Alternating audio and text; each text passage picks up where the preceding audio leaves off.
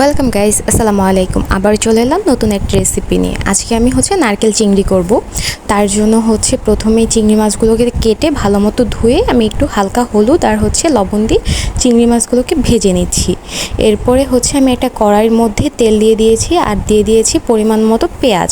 তারপরে পেঁয়াজটাকে কিছুক্ষণ ভাজবো। ভাজার পর এখানে অ্যাড করে দিব তেজপাতা, তারপর দিয়ে দিব রসুন। তারপরে ভালো মতো এটাকে আরও কিছুক্ষণ ভেজে নিব।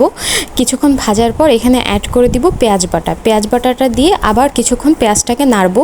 তারপরে একে একে অ্যাড করে দিব হলুদ গুঁড়ো, মরিচ গুঁড়ো, লবণ এইসব অ্যাড করে আবারও কিছুক্ষণ নাড়বো। নাড়ার পর জিরে গুঁড়ো আর ধনিয়া গুঁড়ো অ্যাড করে দিব। তারপর আরও কিছুক্ষণ ভালো মতো নেড়ে নিব আর সাথে সামান্য পরিমাণ পানি দিব যাতে মশলাটা একসাথে সবগুলো ভালো মতো মিশে যায়।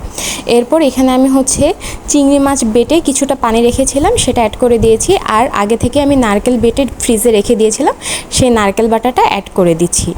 এরপর ভালো মতো এটাকে ফুটিয়ে নিব। যখন ভালো মতো এটা ফুটে আসবে, তারপরে ভেজে রাখা চিংড়িগুলো একে একে অ্যাড করে দিব।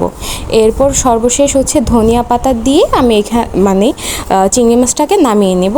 এই ছিল আমার আজকের রেসিপি। ভালো লাগলে লাইক, কমেন্ট, শেয়ার করে পাশে থাকবেন। ধন্যবাদ সবাইকে। আসসালামু আলাইকুম।